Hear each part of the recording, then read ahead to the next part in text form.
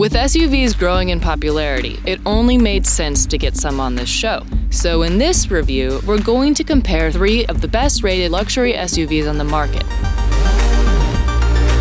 This isn't going to be easy. We've got our hands on an Audi Q5, a Porsche Cayenne GTS, and a BMW X5. I've decided to spend a day in the Hamptons with each of them to get an in-depth look. Now this is the Q5, it's Audi's mid-size SUV, and it starts at about $41,000, which is way more affordable than the other 2 cars that we're looking at. This is kind of like the iPhone of luxury SUVs. It's designed so well, but it's also affordable within the segment. This is a 4-cylinder, all-wheel drive, 7-speed automatic with paddle shifters, 252 horsepower, and there's no lag. Immediate power, immediate response. The minute you step on the gas, you're there. Q5 has by far the most futuristic interior of the 3 cars. It's minimal, it's clean. The sunroof spans the entire width of the ceiling. It's really cool. There's plenty of room for 5 adults, lots of headroom, but this is the smallest car of the ones that we're testing. The trunk is 29 cubic feet, which is in the middle of our range. A family on a trip might have trouble fitting everything in. There are other cars that are more powerful, that look more distinct, but it's also really affordable, and Audi has really kind of hit a sweet spot.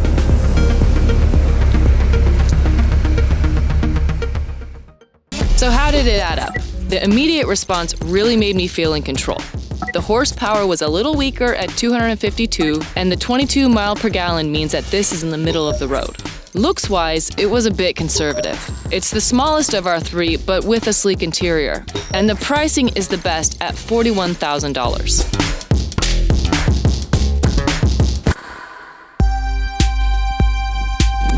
Now this is the BMW X5 Hybrid. That means it gets 56 miles per gallon combined between the electric motor and the conventional engine.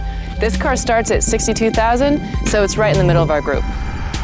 The electric motor and the engine switch off depending on what drive mode, how fast you're going, all of that. What you won't find out from the stats on the website is how big this car feels when you sit in it and how small it drives. It's a nice balance. So the interior, it's not as futuristic, it's not as clean and modern feeling, but it's also a little less full of buttons and levers and gauges.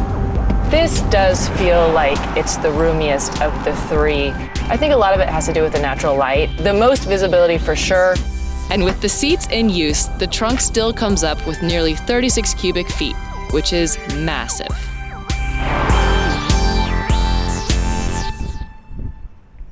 To recap, the handling was exceptional. 308 horsepower is middle of our range, and an amazing 56 miles per gallon with the combined electric motor. It was sporty without being over-aggressive.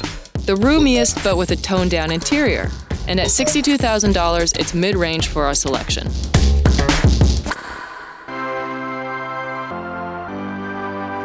Now the 3rd car in our group is the Porsche Cayenne GTS. This is a higher tuned version of Porsche's Cayenne, and it starts fittingly at $97,000. That's by far the most expensive of any car of our group, and it's also the most powerful.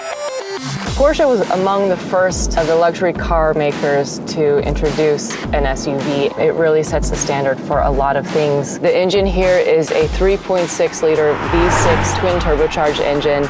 440 horsepower, almost double the horsepower of the Audi, 443 foot-pounds of torque, and you definitely feel it when you push the gas pedal. The thing that you notice are the buttons and levers and knobs and vents. So if you're someone who likes this cockpit stuff to play with, you're gonna love this car. This trunk was actually the smallest at 24 cubic feet, but after you put the seats down, you'll get by. It drives fast, it feels really luxurious inside, it's really striking to look at, it just costs a lot of money. Okay, this car was the most powerful.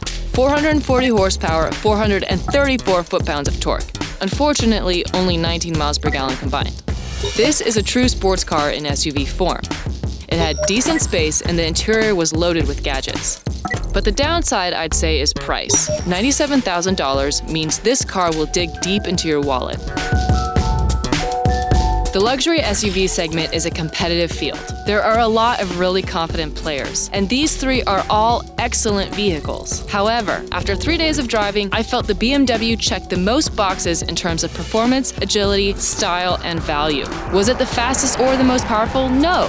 But it was the most versatile while moderately priced for a luxury SUV. With the largest interior, the most visibility, and the fact that it's a hybrid with a 56 miles per gallon rating, that just pushes it over the edge. This car has a great value and anyone would be happy to have it.